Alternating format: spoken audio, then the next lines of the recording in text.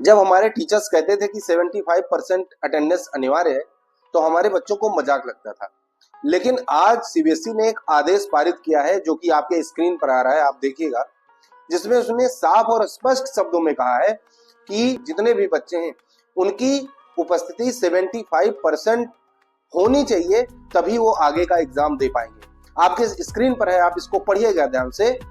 तो जिन बच्चों को ये मजाक लगता है कि नहीं टीचर्स हमारे ऐसे कहते रहते हैं कि नहीं अटेंडेंस चाहिए, नहीं करेंगे, स्कूल नहीं जाएंगे, तो उनके लिए ये चेतावनी है सीबीएसई की तरफ से कि आप लोग कम से कम साल भर में 75% अटेंडेंस को मेंटेन करें।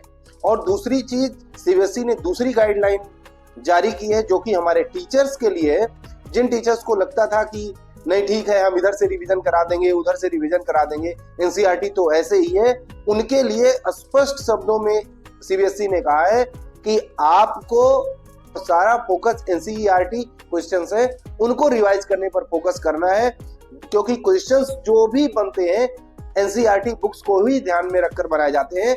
तो इसलिए ये गाइडलाइन उन टीचर्स के लिए है जो कि एनसीईआरटी के अलावा बाहर की अलग की चीजें बताते हैं।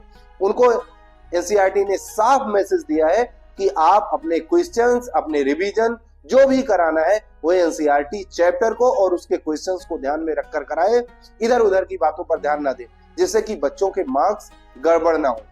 और दूसरी बात, जो अटेंडेंस की बात जो मैंने अभी बताई थी, साफ साफ स्कूलों को भी निर्देश दिया गया है, जो सीबीएसई के स्कूल्स हैं उनको भी साफ साफ निर्देश दिया गया है कि 75% की जो अटेंडेंस है वो स्ट्रिक्टली फॉलो कराई जाए, जिससे कि वो अपने अटेंडेंस को 75% रख सके। तो उम्मीद है कि आपको ये नोटिफिकेशन मिली होगी, नहीं पढ़ा होगा तो इस वीडियो के माध्यम से ये नोटिफिकेशन आप तक पहुंच रही है, आप उसको ध्यान से पढ़िए, समझिए। और जो बच्चे अपनी अटेंडेंस को मेंटेन नहीं कर रहे हैं वो अपनी अटेंडेंस को 75% लेकर आए, नहीं तो आगे एग्जाम देने को नहीं मिलेगा या परेशानी आ सकती है। और जिन टीचर्स ने अभी तक एनसीईआरटी बुक्स के माध्यम से रिवीजन नहीं कराए हैं, अगर वो चाहते हैं कि उनके बच्चे अच्छे मार्क्स लाएं तो एनसीईआरटी क्वेश्चन के माध्यम से ही रिवीजन कराएं, एनसीईआरटी बुक्स के हिसाब से ही रिवीजन कराएं, जिससे कि जो क्वेश्चन बनाए जाते हैं बोर्ड परीक्षा को ध्यान में रखते हुए उन क्वेश्चंस को बच्चे अच्छे से कर पाए और आपका रिवीजन अच्छे से हो पाए। उम्मीद है कि आपने ये बातें समझी होगी।